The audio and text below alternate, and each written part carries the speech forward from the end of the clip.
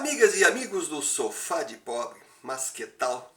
Sou Romário Oliveira e aqui estou para dar continuidade à História Gaúcha. História Gaúcha, parte 3, da Revolução Farroupilha até o século XX, passando por Chimangos e Maragatos. Se você assistiu os vídeos anteriores, acompanhou desde a inauguração do Brasil, até o início da colonização aqui no sul, a chegada do gado, o surgimento do tropeiro, que veio a simbolizar o que hoje é o gaúcho. Depois veio a chegada do migrante, a chegada do imigrante, ao surgimento do charque, até o início da Revolução Farroupilha. Se não assistiu, antes de prosseguir, assista 1 e 2, será mais fácil de compreender. Mas a Revolução Farroupilha foi inevitável e o grande personagem Bento Gonçalves, ele não queria a guerra, tanto que implorou ao governo central que tratasse o gaúcho como se brasileiro fosse.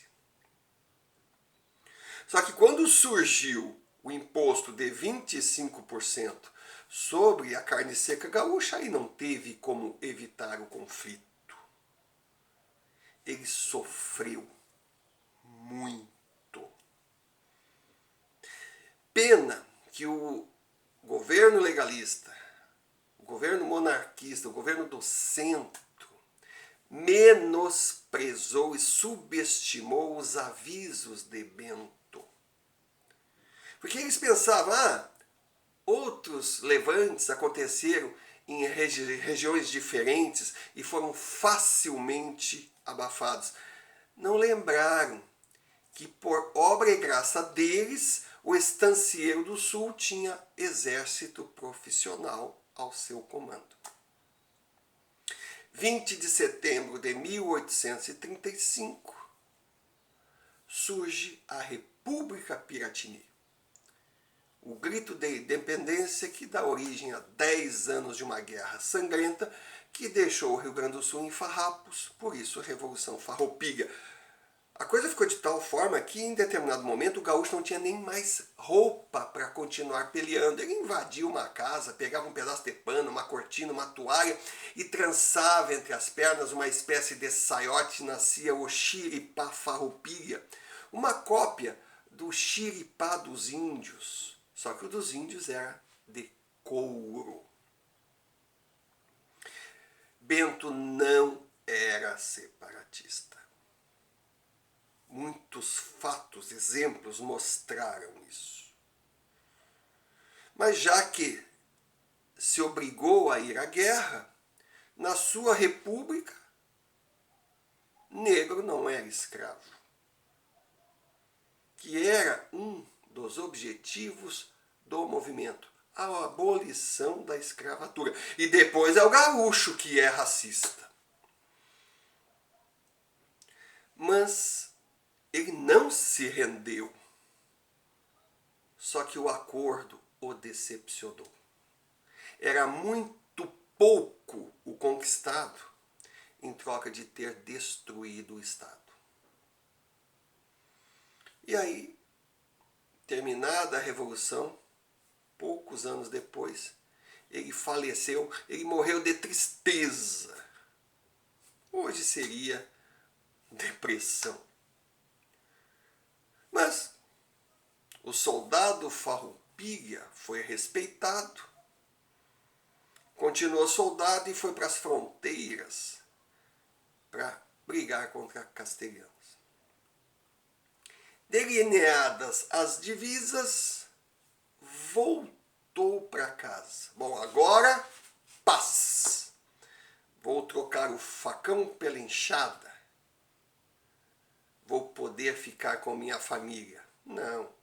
Logo estourou a Guerra do Paraguai, Duque de Caxias era o grande comandante, conhecia e respeitava as tropas gaúchas, levou a rapaziada para mais 5 anos de peleia. Terminado tudo, hora de voltar. Mas chegando aqui, encontrou uma província abandonada, desrespeitada, com o governo vivendo nas maiores mordomias, em troca da miséria popular, e uma oposição, os liberais, fazendo de conta que eram contra e ficavam mamando nas tetas da monarquia. Parece que não mudou muita coisa se a gente for analisar. Só que na época o gaúcho tinha sangue nas ventas, diferente de hoje que aceita tudo passivamente. E aí esse gaúcho recém-chegado de batalhas engrossou o coro da República. Até aqui, na indumentária, eu não citei os lenços. E foi de uma forma proposital, porque o lenço não era apenas um adereço. O primeiro lenço, o vermelho, surgiu na Revolução Farroupilha. Ele era o uniforme do soldado farroupilha. Podia estar vestido da forma que estivesse, mas o lenço vermelho o identificava. E esse lenço foi herdado como símbolo pelos maragatos, ou seja, os monarquistas. Mas os republicanos, os chimangos, adotaram o lenço branco. Quando o lenço vermelho e o lenço branco se encontravam na praça, um dos dois não voltava para casa. Aí surgiu um terceiro lenço, o preto, em sinal de luto. Foi talvez a parte mais triste da história do Sul, porque o gaúcho não se degladiava mais com estranhos, pai matava filho, irmão matava irmão. Chimango e maragato não cruzavam os bigodes. Aí Marechal Deodoro assinou a República, enquanto a monarquia estava se divertindo num baile na Ilha Fiscal, no Rio de Janeiro. Aquela historinha que nos contam. Só que lá, aqui, Chimango e maragatos continuavam trocando fogo. E talvez estivessem até hoje, não fosse a habilidade do primeiro governador gaúcho após declarada a República, Júlio de Castilhos. Esse homem conseguiu apaziguar os lados. Finalmente, no século XIX, já no apagar das luzes, o gaúcho viveu um período de paz. Pôde ir para o galpão para dançar, brincar, curtir a família. Mas claro, nesse período de guerras, na época não tinha internet, não tinha televisão. Então o povo do Sul ficou isolado, sem contato com o restante do país. Eles não sabiam o que era samba, frevo, lambada, o que fosse. Então eles criaram os seus próprios ritmos. Além das danças desafios, porque, por exemplo, a chula, que era dançada pelos tropeiros, foi para os salões. Porque se acontecesse de um peão querer a mesma prenda desejada pelo outro, para evitar que a disputa fosse na faca, então eles dançavam a chula. E o vencedor ficava com o direito de dançar com a moça. Quer dizer, na época, a vontade da mulher, pouco resolvia, porque numa dessas eles estavam ali se matando, dançando, e ela de olho no gaiteiro. mas eles tinham que criar os seus ritmos. Então surgiu o fandango, que o gaúcho ia pilchado. Pilchado está com a roupa já explicada no primeiro vídeo. E a moça ia com seu vestido de prenda. Prenda era a namorada. A prenda dada pelo destino. A chinoca era a esposa, era a noiva, o compromisso mais sério.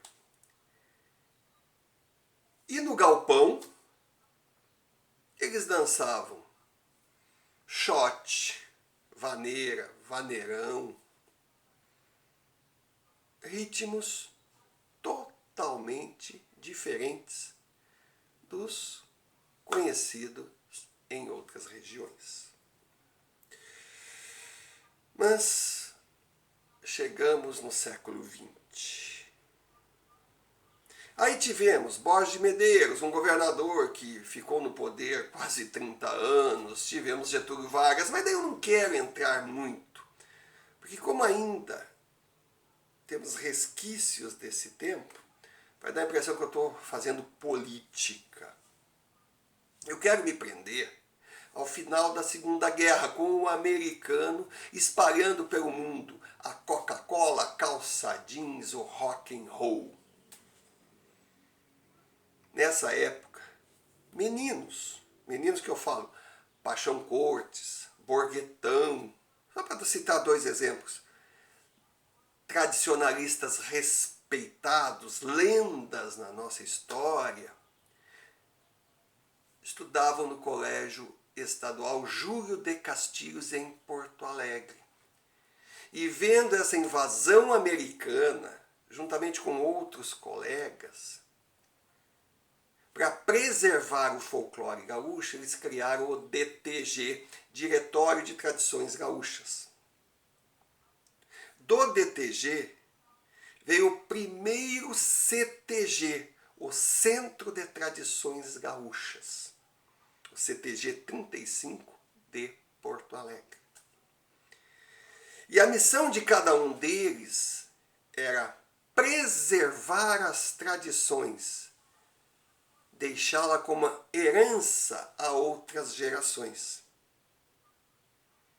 Conviver pacificamente com rock and roll, com outros ritmos, com outras culturas, mas mantendo vivo o que foi criado pelos ancestrais. E os CTGs se espalharam. Aonde tem dois gaúchos, tem um CTG.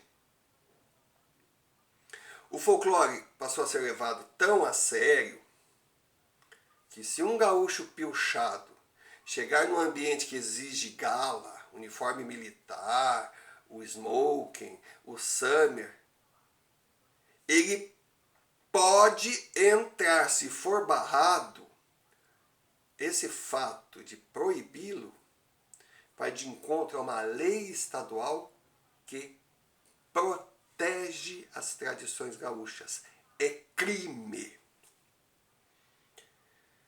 Então, por isso que eu falo que a gente tem que conhecer a história para entender a alma gaúcha.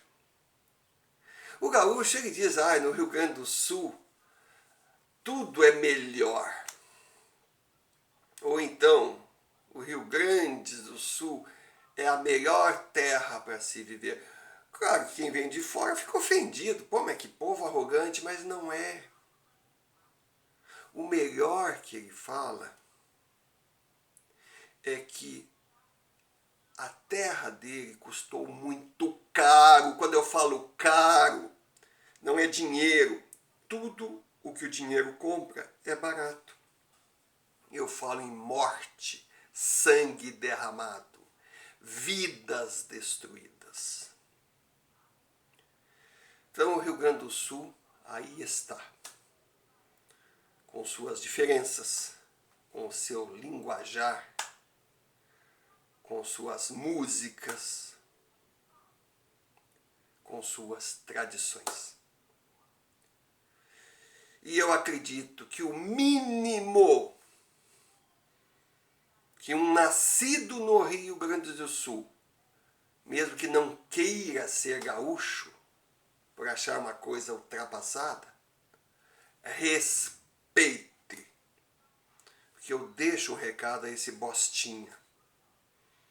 Não fosse essa coisa ultrapassada, você não estaria aí com um brinquinho, cabelinho compridinho, roupinha de marca, vivendo numa terra livre.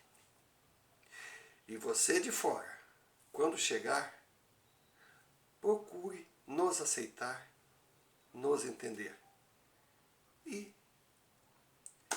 seja bem-vindo, que o gaúcho é brasileiro, se orgulha de ser brasileiro, recebe bem o seu irmão brasileiro, o seu irmão de qualquer outra nação, mas não abre mão de ser gaúcho. Porque, segundo diz a poesia, posso ter meu destino em desespero submerso, mas agradeço a Deus por ser gaúcho, pois só isso me basta para ser feliz no universo.